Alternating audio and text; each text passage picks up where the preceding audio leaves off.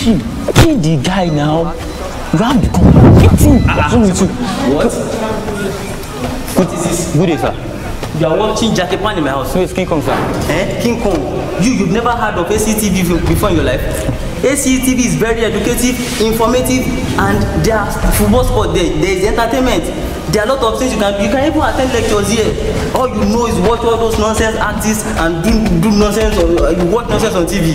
Eh? Last night you almost came in bed with your fist. It's not me, sir. Eh? And you wake up every morning, the bed will be so rough, like you've been fighting kung fu in your dream. Eh? That's the reason why you have F's in your courses, like they are specially made for you. I have it last semester. We I pounce on you. Very stupid. Oh, yeah, change that section to ACTV right now.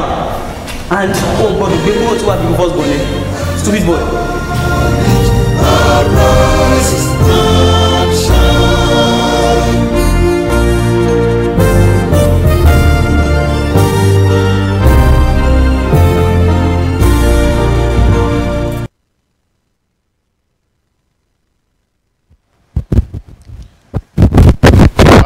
Class, it is my pleasure to welcome one of you to EGL 407 speech writing class.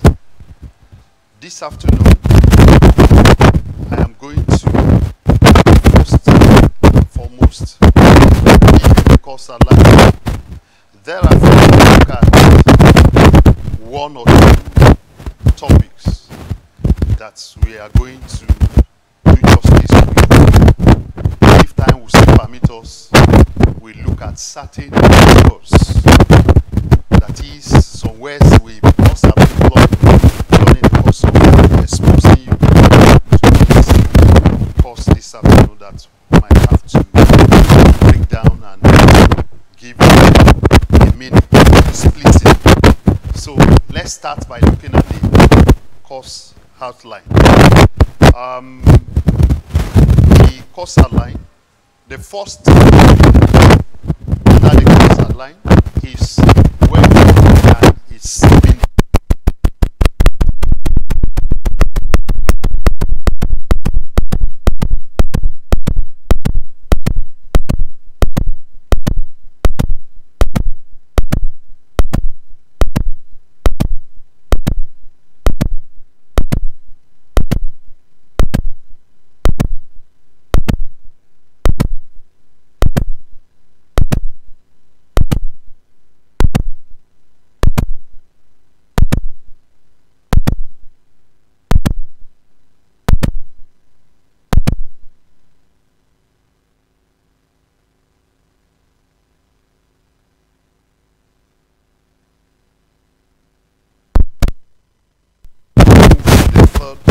Topic, which is sentence types.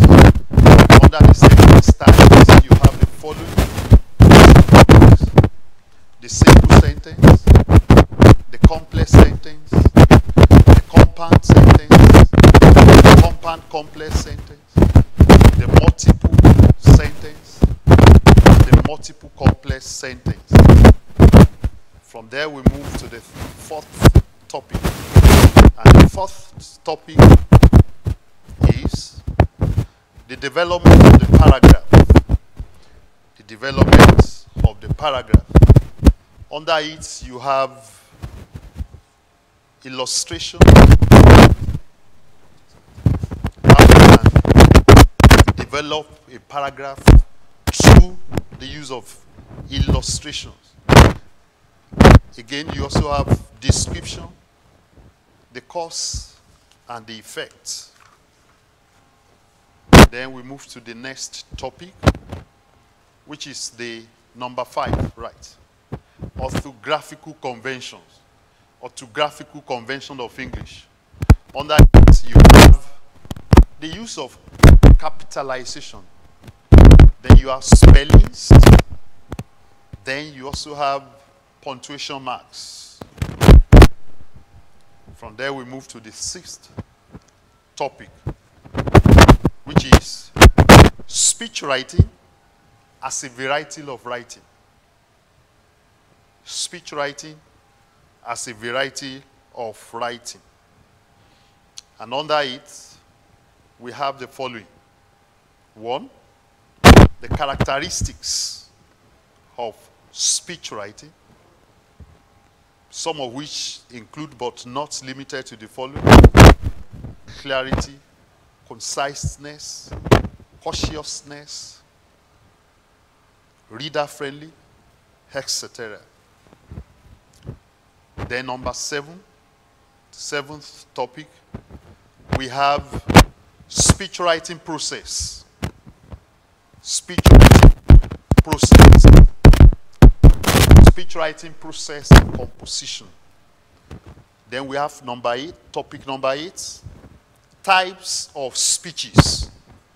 Types of speeches. Extemporaneous is one of them. Informative is another one. Then we also have technical speech, persuasive, open letter is another aspect of it, etc. Then we move to topic number 9. Principles of speech writing. Principles of speech writing.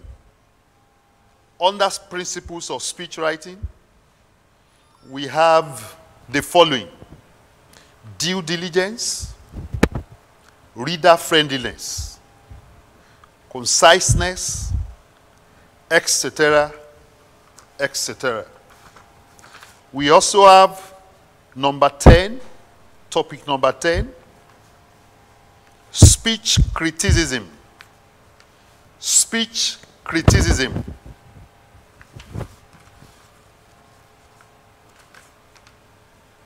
And the next one, that's number 11, techniques of persuasion. Techniques of persuasion.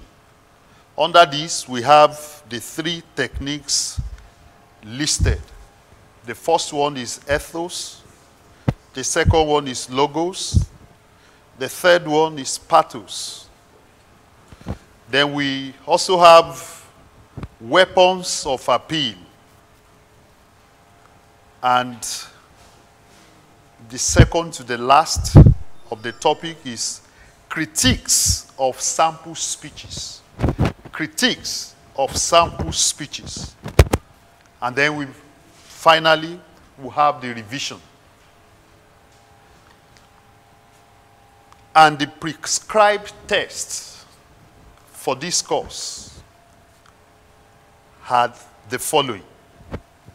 The first one is speech writing, a test authored by ADEYEMI 2010.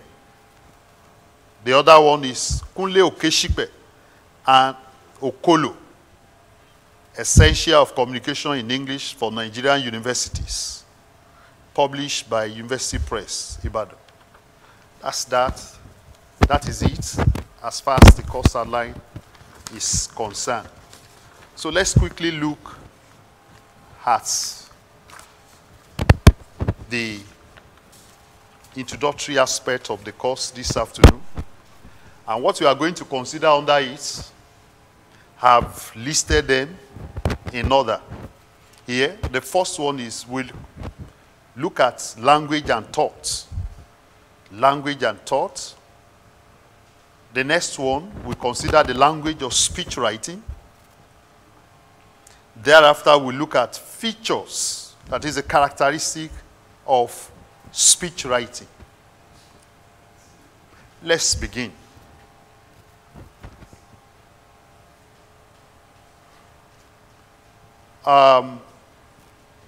What is speech writing? And how is it different from other forms of writing?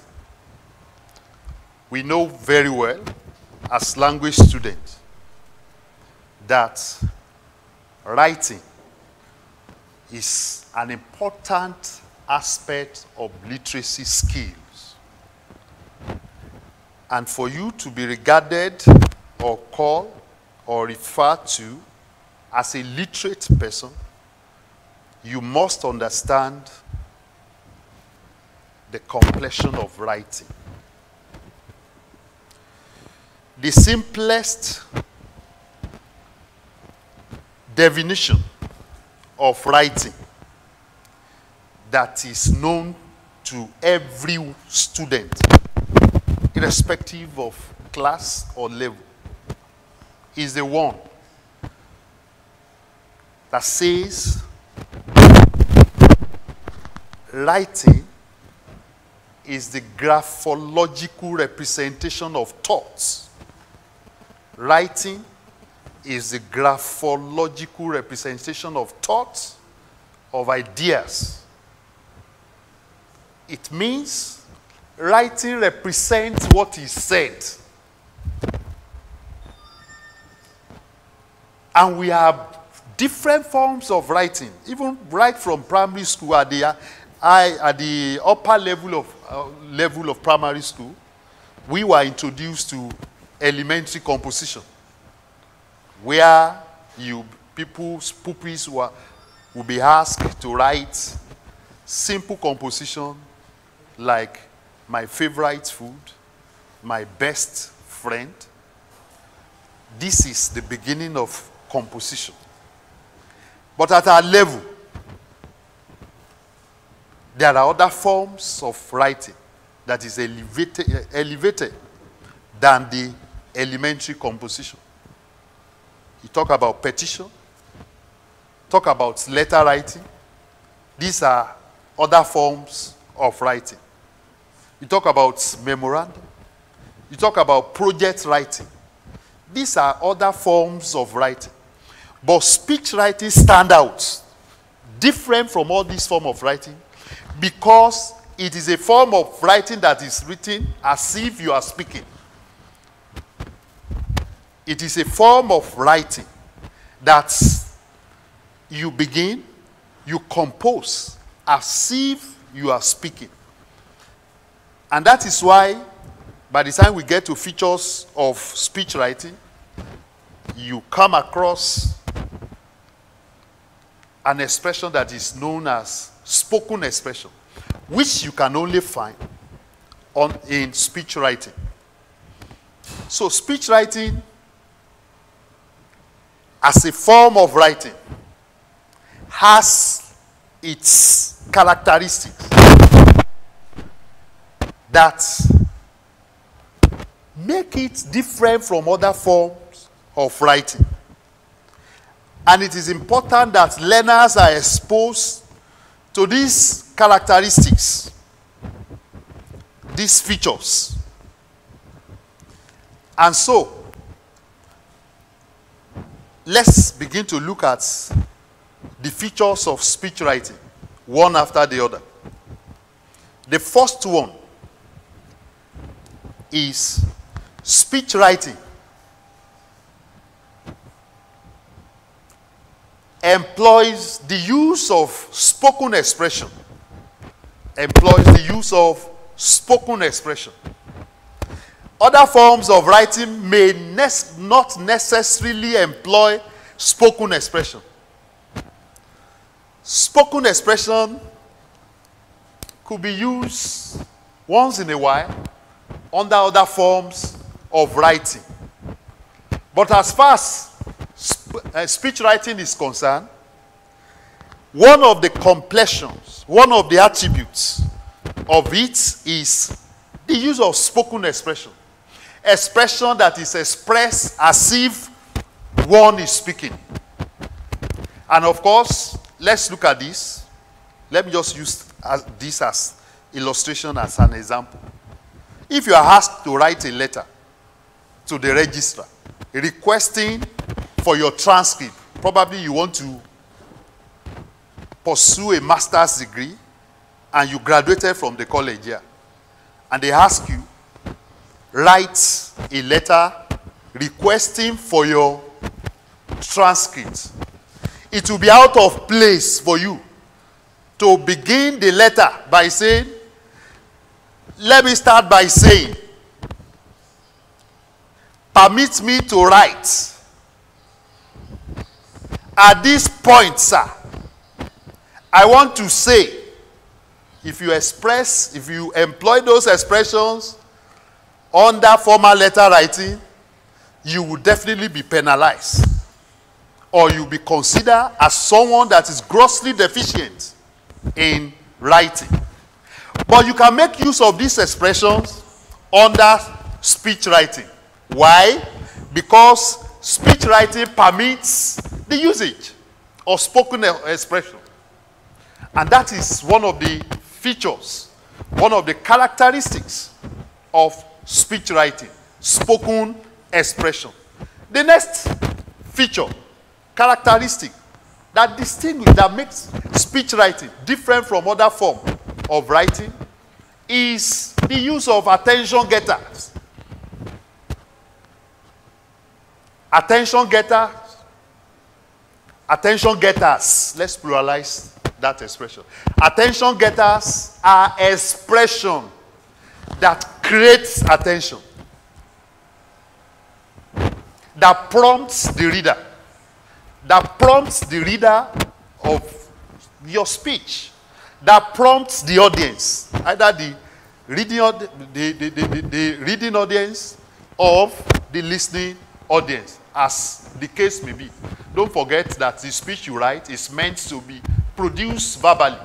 And that's why we say speech writing is an aspect of public speaking, because you can hardly separate speech writing from public speaking. Because speech writing is meant to be rendered verbally to a group of people.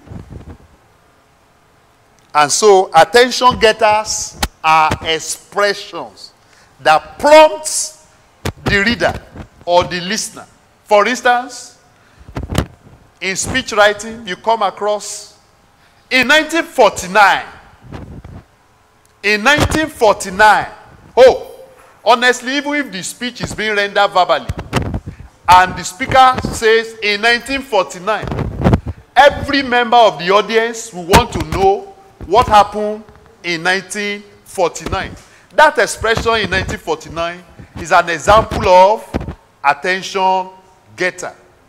I give you another example. I want to say, among the is a popular slogan among the student community, especially the student union members. That's about to say, I want to say, and people will keep quiet immediately because they want to hear what the speaker has to say. So I want to say is another example of attention getter. When you engage in other form of writing that is different from speech writing, and you use that expression, people will say something is wrong with you upstairs. Because you cannot begin a petition letter and you say, I want to say, or you want to write a letter, formal letter of application, and you say, dear registrar, I want to say, you say something is wrong with the person. So I want to say is another example of attention getter. There are several examples. The most important thing is attention getter creates attention. Even from its name, attention getter creates attention. And for your speech writing to be meaningful, one of the features that you must employ is the use of attention getters. And there are several, like I said. In the next class, I'm sure we'll still talk about attention getter. And by the time we are looking at samples of speeches, we'll come across good examples of attention getters. But because of time, let's move to another features of speech writing. A very good speech, there are speeches and there are speeches. But a very good one, and because you are a language student, and because you are being trained, we are training you so that you can attain the degree of proficiency in writing. There is a need for us, and there is a need for you to know all features of speech writing. One feature that is also prominent is the use of universal truths. A good speech writer employs universal truths. What do we mean by universal truths? There are certain expressions that anywhere you go in the world, whether you India, whether Europe, whether Asia, whether Africa, anywhere you go, you know that this statement stands the test of time. This statement is valid. This statement is nothing but the truth. We shall all die one day. It's a universal truth. If you don't work, you will not eat. It's another example of universal truth. So a good speech writer make use of what? Universal truth. Expression that is universal. There are certain expressions that are not universal. The motto of Polytechnic Ibadan is Ishe ni ogun Ishe. And that is the truth. Work is the antidote for poverty. In other words, if you don't work, you cannot earn a living. If you don't work, it is assumed, it is not an assumption, you will die in penury. If you don't work, in order to earn your living, hunger will kill you. So, Ishe ni ogun Ishe is another example of universal expression. So, as language learners, as language students that will become language experts one day, you must know that universal truth is one good characteristic feature of speech writing. The next one is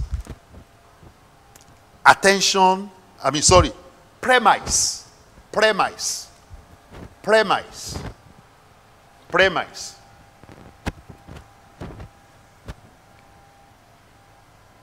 For students, legal students, law students, that's what I mean.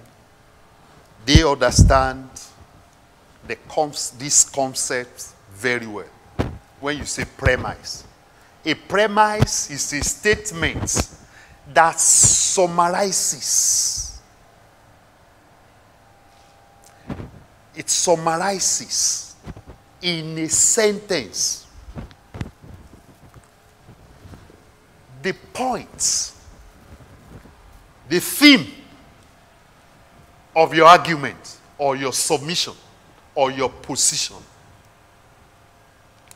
The premise is like, in literature, they refer to something, they say, what is the thematic preoccupation of the poem, of the writer? What is the theme of the poem? What is the theme of the prose? Likewise, we also have what we call premise. A premise is a summary. A premise is a summary of your position concerning an argument, your disposition towards an argument. And don't forget, when you write, it's under speech writing, you are discussing something. You are raising an issue. Whether you are celebrating someone or you are condemning economy policy, or you are just making a position known, there must be a premise. So, as speech writer, you must have a premise. And most often, the premise occupies the first paragraph of the speech. The first paragraph. That is where the premise is always located. The premise, like I said the other time, is a brief summary that a sentence can capture. It is captured within a sentence. To know your position concerning the issue you are discussing. Those who smoke cigarettes will die young. Maybe the speech is about the dangers of tobacco smoking. And you begin your speech. Distinguished ladies and gentlemen, I stand before you this afternoon to discuss the dangers inherent in smoking cigarettes. To start with, let me recognize this, that. And you say, well, within that paragraph, say, those who smoke are liable to die young. Then you continue. Every reader, every member of the audience, will know your position from the beginning, that you are not celebrating tobacco smoking. Right from the beginning. They know that you are here this afternoon to condemn smoking. But if your premise has something like this, smoking is, how do I put this now? Smokers enjoy their life better than non-smokers. Then one will know from the beginning, through your premise, that you are here to do what? To celebrate smoking. So every good speech has that feature, which is premise. And there are other features that are also common to other forms of writing. What we have done this afternoon is to consider features that are limited, features that are common to speech writing alone. There are other features that are common to all forms of writing, but that is not our focus here as far as this course is concerned. We are to look at the features of speech writing, and that is what we have done. So the next thing we want to consider under the course outline is word and its meanings. Word and its meanings. We have considered this in one of our lectures before the lockdown, but we just felt it will not be out of point for us to recapture that particular aspect. Not because of anything, but for the sake of emphasis. So we are looking at word and its meanings. As we know, a word is a grammatical unit. It's a grammatical unit above the morpheme. And it's an independent unit of the grammar of any language. It can stand alone to convey meaning. And there are different types of words in English. We have the simple word, we have the complex word, we have the compound word. Example of simple word: take, see, swim, cry, shout, etc. While example of complex word can have, you can just add s to that thing to become takes, goa, swimmer, took. And the example of compound word, because of time, you have done this in your syntax class. So we are just trying to review some of it. The example of compound word: handkerchief, cupboard, wardrobe, doorbell. You are familiar with all these in your grammar class. But let's distinguish between the content word and the other forms. The content word, which is otherwise known as a function word, constitutes an open set of words. Open set of new words can be created through the content word. And in other climb, we call it words with dictionary meanings. We have example like orange, which can be inflected to become oranges. We have drink, leak, and so on and so forth. The opposite of the content word is the form word, which you also call grammatical word. These are words without dictionary meanings. They are words without dictionary. They cannot be inflected. And they don't have dictionary meaning. For example, the conjunction and. Conjunction and. What is the meaning? It has no dictionary meaning. If you check the dictionary will only describe it, that this is a conjunction. So it has no meaning. Hence, we refer to words like that as grammatical word or form words, because they are words without dictionary meaning. Like the other time, I talk about the content word. These are words with dictionary meaning. If you check the dictionary for the meaning of go, G-O, the dictionary will tell you the meaning. It will also tell you the form of words that, the class that word belongs to. That go is a verb. Go is a verb. It will not stop there. It will not stop at the description. It will also go ahead to tell you that go means to move from one place to the other. So go can be inflected. Any word that can be inflected is a content word. Any word that cannot be inflected is a grammatical word or empty word or form word. They are words that cannot be inflected. But those words that can be inflected, that we create new words from them. We create new words.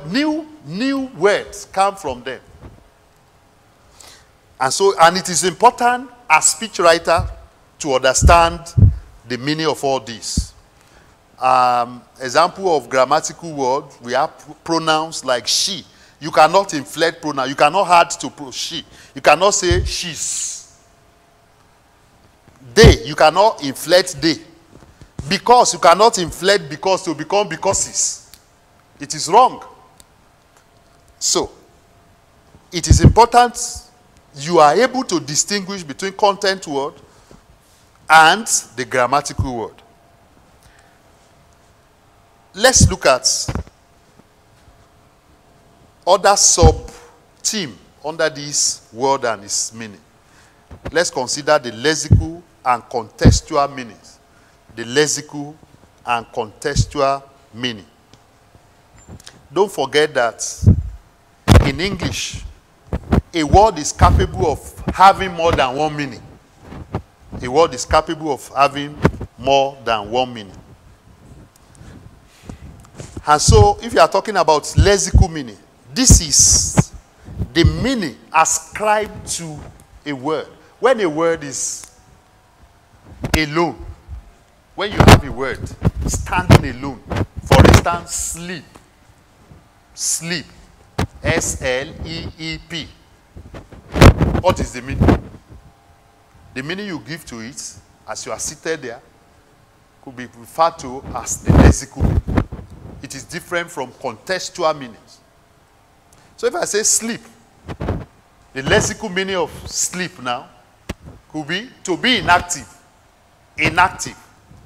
Your electronic, your tape player or your CD player, there is a button there. Under it you have sleep/mode. When you press it, that is, you want the tape to be inactive. Likewise, sleep simply means inactive. That is the lexical meaning.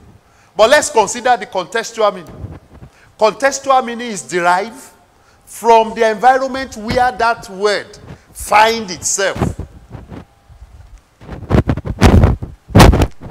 If we did agree that sleep means inactive under lexical meaning, consider this. She sleeps around. She sleeps around. It would be wrong for us to say that she's inactive. Everywhere she goes, she's inactive. No. It is that environment that will further help you to ascribe meaning to the word sleep. She sleeps around. She flies in the night. She flies in the night. She's an international prolific writer. She flies around the world. The two statements are not this, have different meanings. She flies in the night. Ah, I don't greet that woman selling corn in my city because she flies in the night.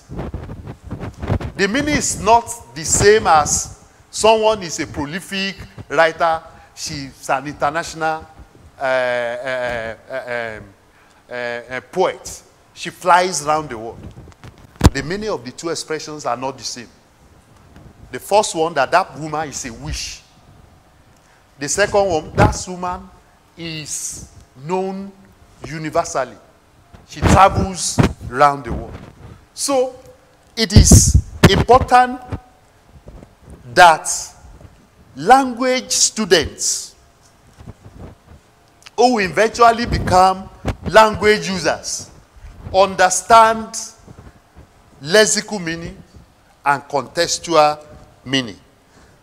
Some speech writers may play on this. It is you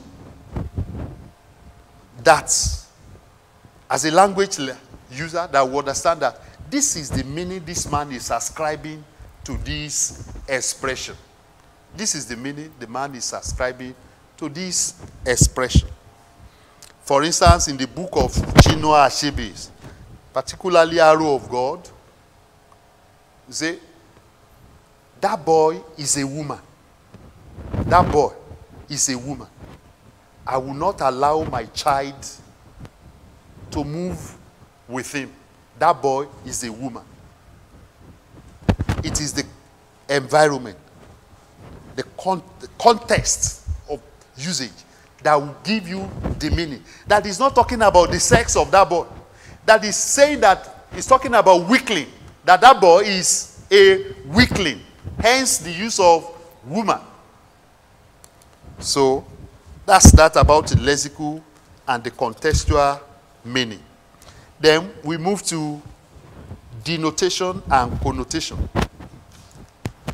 And you also have this in your textbook. So we just say one or two things concerning this concept because of time. Denotative words. These are words that we ascribe dictionary meaning to them. The original meaning of a word. For instance, she walks around the class. Anytime she's teaching, her teaching is unique.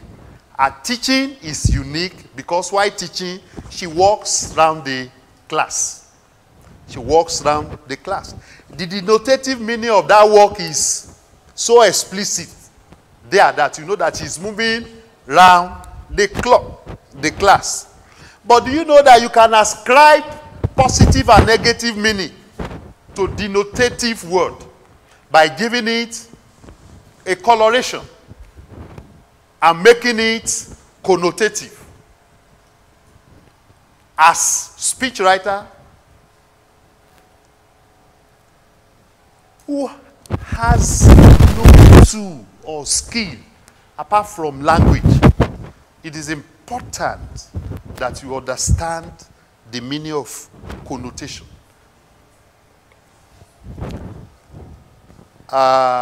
You can have, like I said, I've talked about denotative meaning: walk, eat. What are you doing? I'm eating. If you are eating mango, eating granola, eating. That's denotative meaning. Eat. It has no meaning. Cry. She's crying. I will kill him. You can kill a tree. You can kill a tree. You can kill an idea. You can kill human being. You can kill animal. Kill simply means to seize life. To seize life from something, a phenomenon. It could be an idea. Oh, I don't like that man. He killed our idea last year. We wanted to write a book on speech writing, but he deliberately killed that idea. You understand the meaning of that? Because that is, he frustrated the effort. He frustrated our effort, so we couldn't write that book.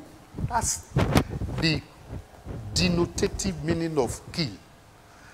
But do you know, you can move to the other side and ascribe positive meaning or negative meaning and associate it with denotative word. Denotative word. For instance, I did say the other time that kill simply means to seize life. But when you are now talking about connotation, assassinate also means to do what? To kill. He was assassinated. The man was assassinated. The man was murdered. The robbers were lynched. The poor boy, in his attempt to cross the road, he was mauled. He was mauled.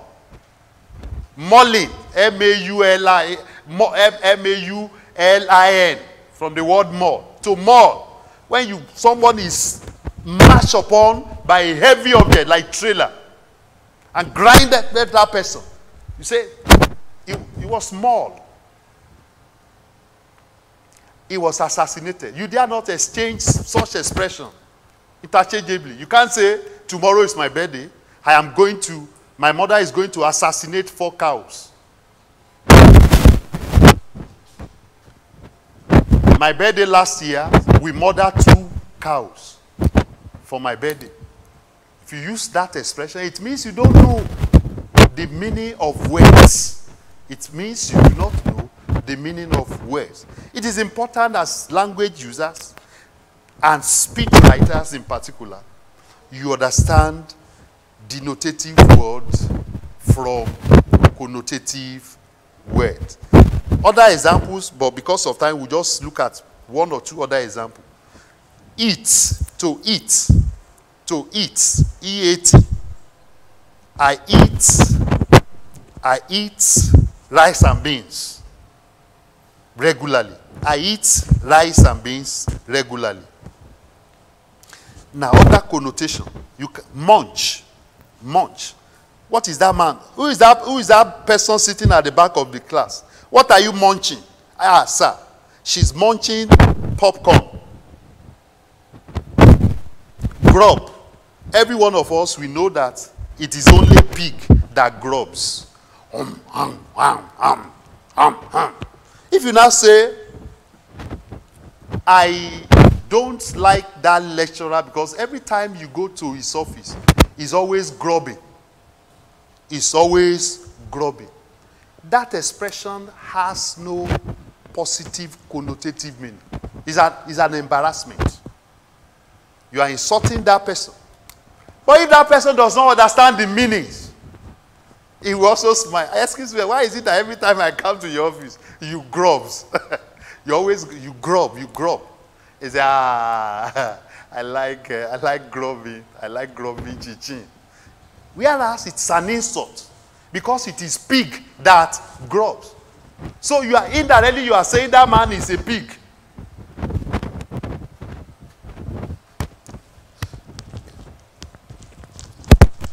I've used this example: slaughter, assassinate, murder, lynch, and so on and so forth. The next aspect that we want to consider, still under meanings, is idiomatic expressions.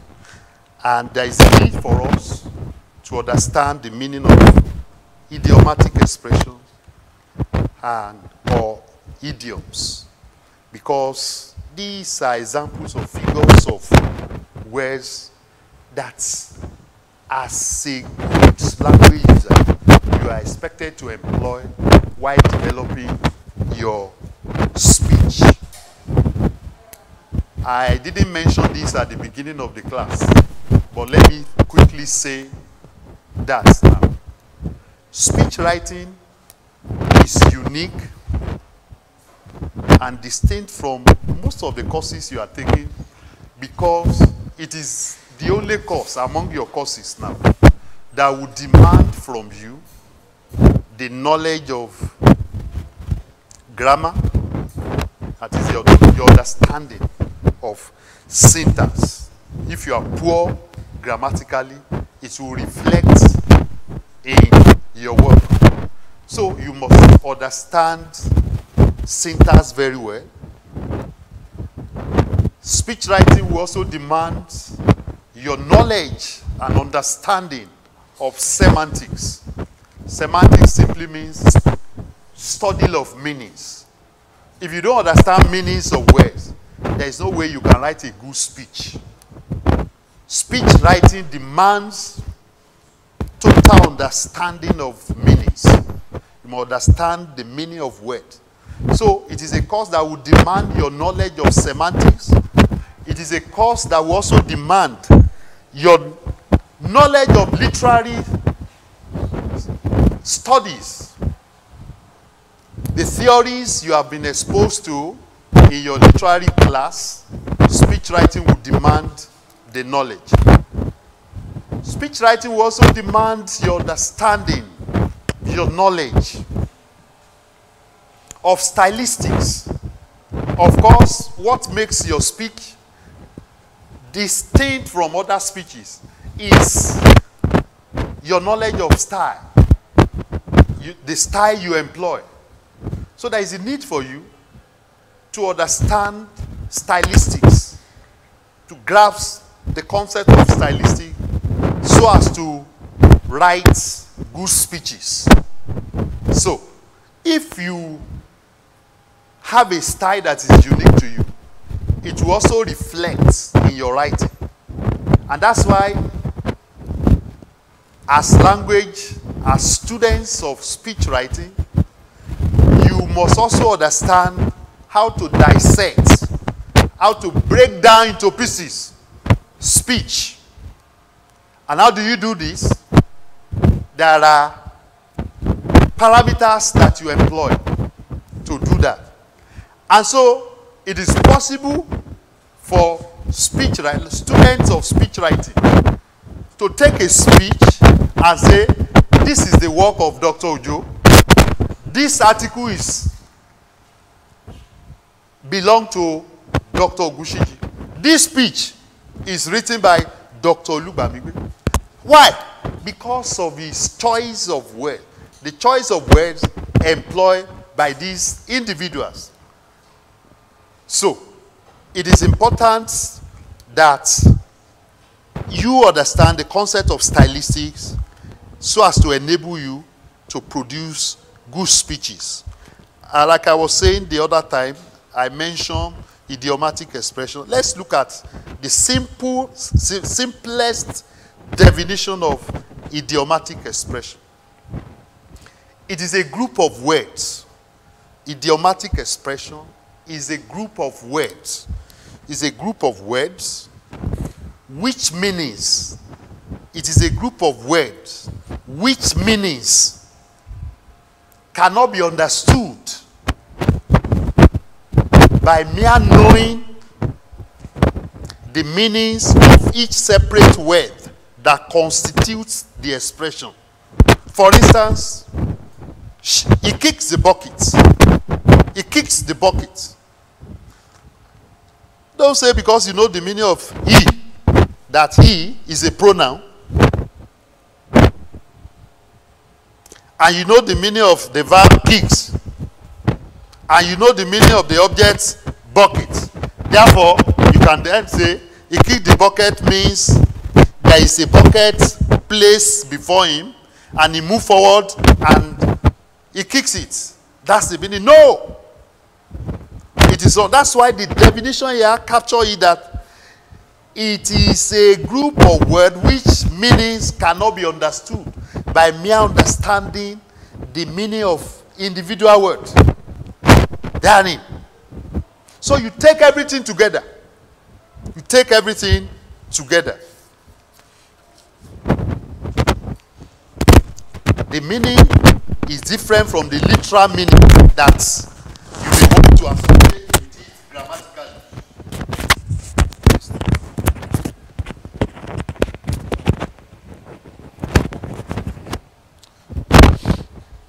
And as speech writer, you need the knowledge and understanding of idioms and idiomatic expression.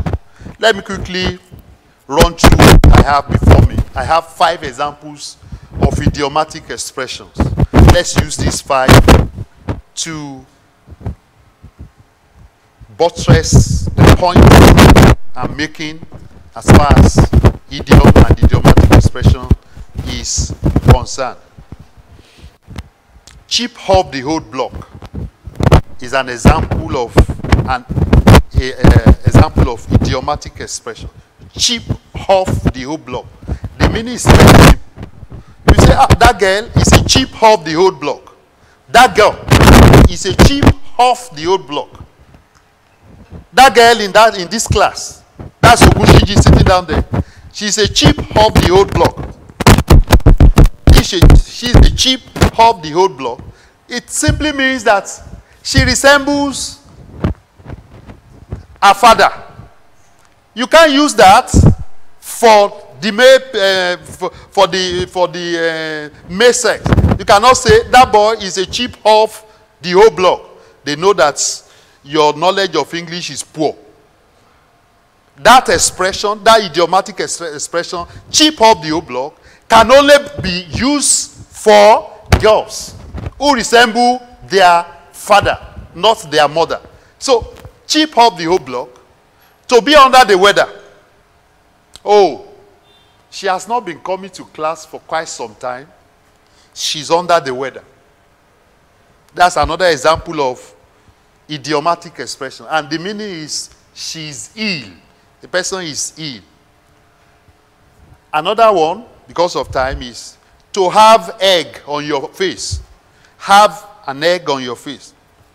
Oh, I got there and there was egg all over my face. There was egg all over my face. The meaning is that I was thoroughly embarrassed. I was thoroughly embarrassed. That's the meaning. Jump the gun. I say, don't jump the gun. Stop jumping the gun. In Yoruba parlance, we say, Akishaju ele edekpe ede. You don't know whether it's going to say edegbeta. But because of your amoju, you say, ede gbewa. In Yoruba parlance, Akishaju ele edekpe ede. You don't jump the gun. If I'm saying something, maybe I'm defining. I'm giving you a definition of something. Maybe I'm defining the concept of paragraph. Saying that a good paragraph is, you didn't allow me. You take it from my mouth. I say a paragraph is the same thing as a prose. Then I can challenge you and say, keep quiet. You don't jump the gun. It's an example of idiomatic expression. Then the last but not the least, because I said I will mention 5 because of time, is keep one's head above. Better keep your head above. Anywhere you go in life, ensure you keep your head above. That is, the meaning is run away from trouble. Stay out of trouble. Stay out of trouble. That's that about idiomatic expression. Your understanding. If you understand, if you are proficient in the use of idiomatic expressions, it will facilitate your writing, your speech writing, and it make your speech writing captivating and distinct and unique. Let's move to the other aspect. We are still under meanings, word and meanings. The next one is proverb. As speech writers, especially speech writing in an ESL environment, speech writing in this kind of environment. Our environment, as far as language, English language is concerned, is referred to as ESL environment. English as a second language. English as a second language. For those living in UK, England in particular, and those whose mother tongue is English, they can write speech, good speeches, and employ English proverbs. That's good for their communities there. But you in Nigeria here, or you anywhere in Africa, you know that English is not your mother tongue. We know that English is not our first language. We know that English is our second language. And we know that ESL, English as a second language, manifests differently. Manifests differently. It manifests, the complexion of ESL is quite different from the complexion of L1 or from the complexion of English as a foreign language. English as a foreign language is different from English as a second language. English as a second language is different from English as a mother tongue language. Why, when you are in part 3, you are taught the broadcast concept of English language in the world. And you know that it broadcast concepts, the concentric circles, positions, countries where English is being spoken and being using as a second language, differently from that of where English is being used as a first language. So, what am I trying to say? As a good speechwriter to be, it is important that you understand proverbs of your native language. It is important you are well versed in African proverbs, and in particular, Nigerian proverbs. The reason why Achebe is celebrated worldwide is not because of his use of English, but because of its style. He employs Igbo proverbs. He makes use of Igbo proverbs in all his entire works. From Things Fall Apart to Arrow of God, Handtill of the Forest, There Was a Country. You will see that Achebe, Chino Achebe, employ Igbo language, using English language as the medium of promoting Igbo culture. And you too, as speechwriter, it is important that you garnish. For every speech you write, ensure that you garnish it with proverbs of your native land. There are proverbs that you can employ that will further bring home the message you are passing across. The message you are passing across. Those whose palm kernels are cracked for them by benevolent should not forget to be humble. Achebe used that one. That proverb alone has said thousands of messages. Rather than making use of BB grammar of using words unnecessarily, he employed that proverb. And in Yoruba parlance, Owe ni eshin oro. Owe ni eshin oro. So you must understand proverb, African proverb. There is a proverb among the Swahili people of East Africa. They say, a man who marries a beautiful woman, a man that marries a beautiful woman, has the same problem with a farmer who plants corn on the roadside. That Proverbs says a lot. You can use proverb to drive your point home. So it is important that you employ proverbs. And as language students, you must at least, as a final year student, 400 level student, you should have close to 250,000 English proverbs upstairs. That anytime you need any one of them, you quickly go there and make use of it. Look at how Achebe employs Igbo proverbs there. Because of time, let's run quickly. It is a pride of Umuaro that we never see. Sorry.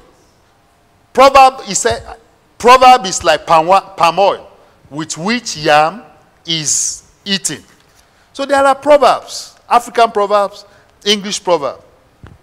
Make hay while the sun shines. You cannot have your cake and eat it. Surprisingly, in Nigeria, you have a lot of people who are not as educated as you are, even educated people. Part of your responsibility is to go out to the larger society and correct some of these anomalies. It is wrong to say you cannot eat your cake and have it. There is no proverb like that in English. The correct proverb in English is you cannot have your cake and eat it.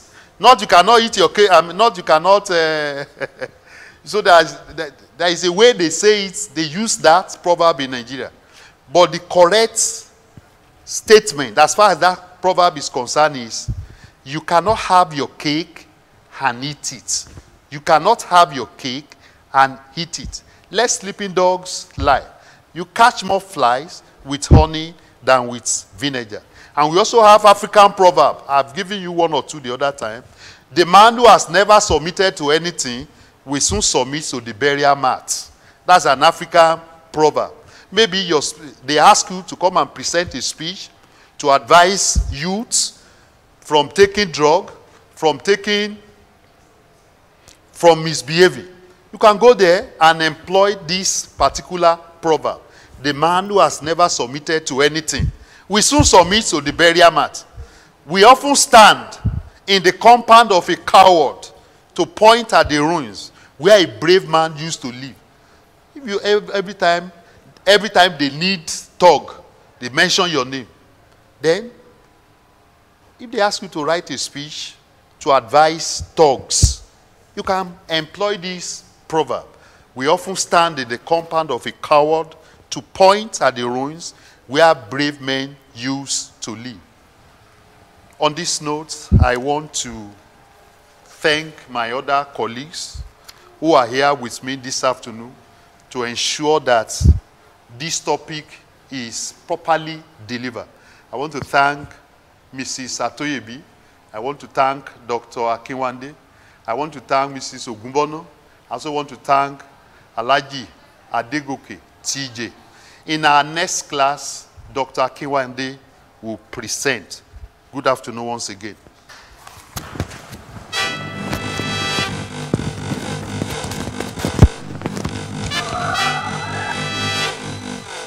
Okay. Finish him. Kill the guy now. Round the corner. Hit him. What? What is this? Good day, sir. You are watching Jackie Pan in my house. So it's King Kong, sir. King Kong. You've never heard of ACTV before in your life? ACTV is very educative, informative, and there are football sport there. There is entertainment. There are a lot of things you can even attend lectures here. All you know is watch all those nonsense artists and do nonsense, or you watch nonsense on TV. Last night you almost came in bed with your fist. It's not me, sir. And you wake up every morning, the bed will be so rough, like you've been fighting kung fu in your dream. That's the reason why you have F's in your courses, like especially made for you. I have it last semester. We eat by pounds on you. Very stupid though. We are changing that section to ACTV right now. And oh God, the baby wants to have the first born. Stupid boy.